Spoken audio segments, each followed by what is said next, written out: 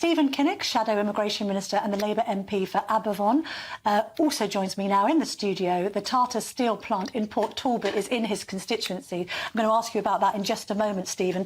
First of all, I don't know if you did catch Grant Shapps, because I know you were doing other interviews this morning. The Defence Secretary basically saying, if the Rwanda bill fails in the House of Lords, it's all Labour's fault. Well, this is typical of what we hear from Conservative ministers. They just want to blame everybody. Well, it's rather not wrong than... if you block it. I mean, you know, you've got an elected government who's got this legislation through, albeit the rebellion that was threatened didn't materialise. So, democratically speaking, it should go through the House of Lords unchallenged by Labour, shouldn't it?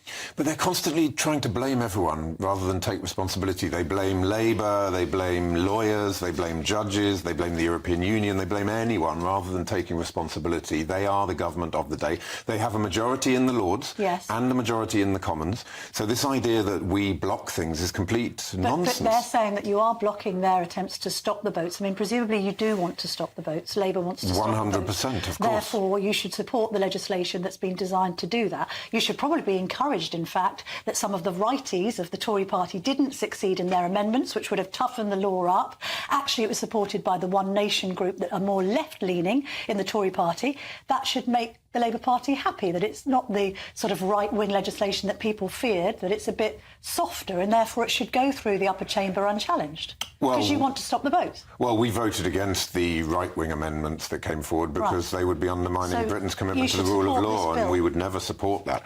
This bill will be treated like any other bill in the House of Lords. The job of the House of Lords is to scrutinise. It's a revising chamber. It looks at legislation and it seeks to point out its weaknesses and looks to improve them. But at the end of the day, every bill that goes through... against the will of the people here, would you? I mean, it's a democratically elected government that's come up with this legislation.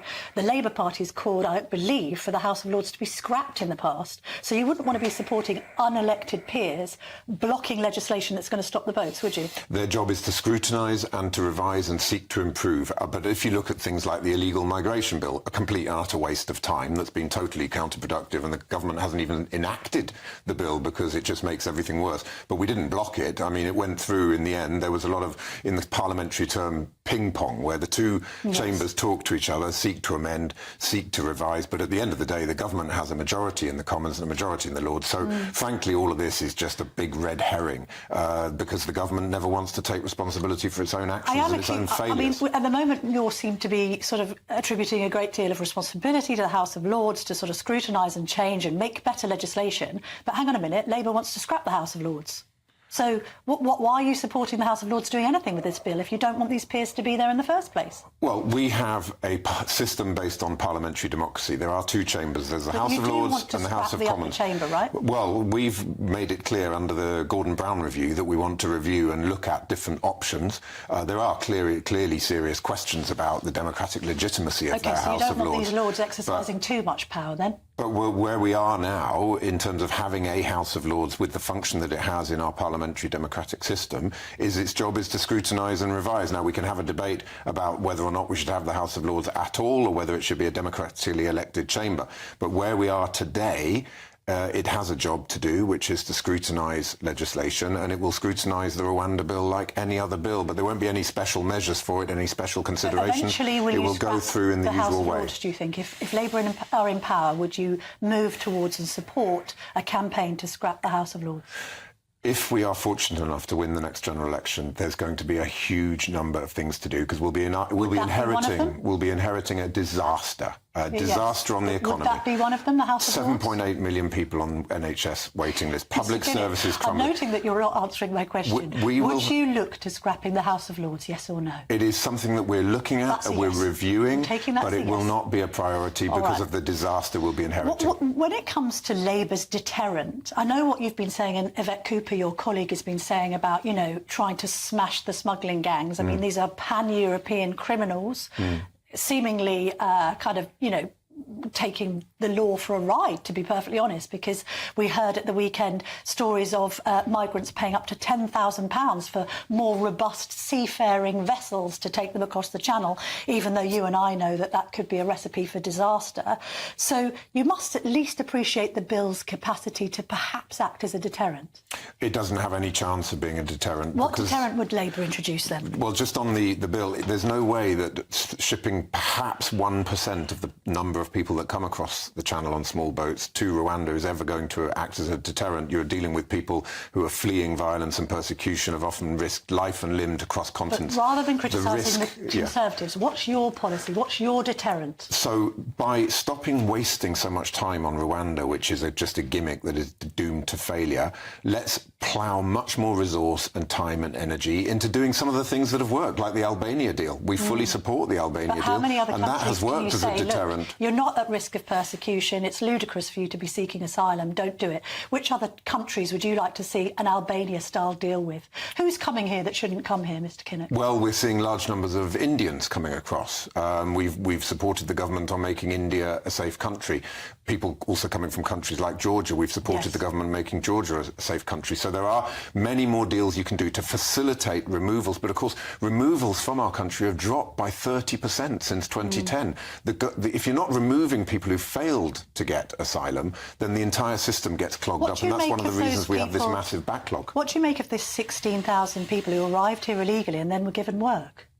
Well, one of the reasons you get that is because of the huge backlog. The more you have more people... In 2005, the decision was taken to allow people to work after 12 months. Nobody should be waiting for their asylum claim to be processed for more than 6 months. Well, what would you do we with would the do is Home we would get the asylum backlog down, and we would get the time that it takes to be processed down to 6 months.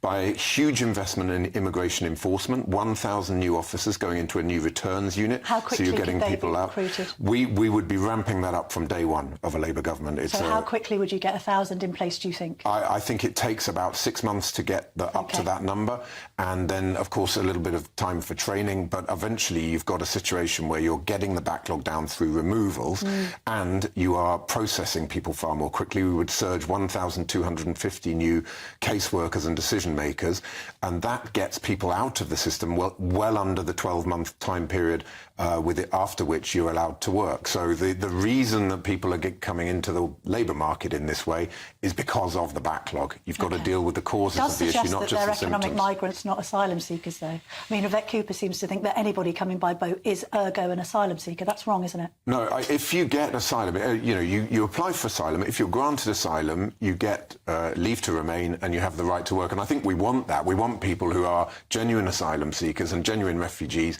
contributing to our economy, and often they end up contributing huge amounts to our society and to our economy. But it can't be done through the back door. It has to be based on a robust and rapid processing system. Quick final question on Port Talbot, because it is in your constituency. On one hand, Labour have said, it's an outrage. The closing down of these steelworks is going to cost 2,800 jobs, yet it's being done for the very reason that Labour is pushing. It's being done to meet this net zero target. So you can't have it both ways, can you? You can't have your cake and eat it, push for net zero and then complain about job losses. Well, the problem is this deal that the government has done with Tata Steel has got nothing to do with decarbonisation, because it's based on importing millions of tonnes of steel from India. I know, but every time the government's come up with a net zero target, you've been backing it. And then some. You want net zero on steroids, don't you? We support decarbonisation. We feel that the planet is burning, but we also see that decarbonisation can create jobs. But you can't have a deal which is based on importing millions of tonnes of steel from India, where steel making is 30 to 40% more carbon intensive than in the United Kingdom. The deal that the Tata Steel has done with the government is the wrong deal. It's a bad deal.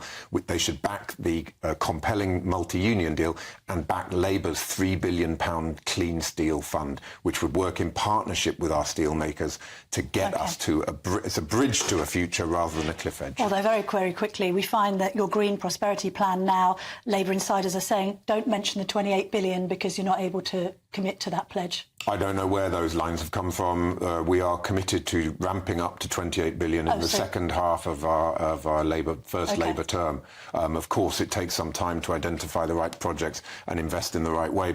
And a big part of the 28 billion, of course, is the £3 billion clean steel fund. One example of what we'll do in terms of driving decarbonisation without deindustrialisation. Thank you very much indeed for joining me this morning, Stephen Kinnock.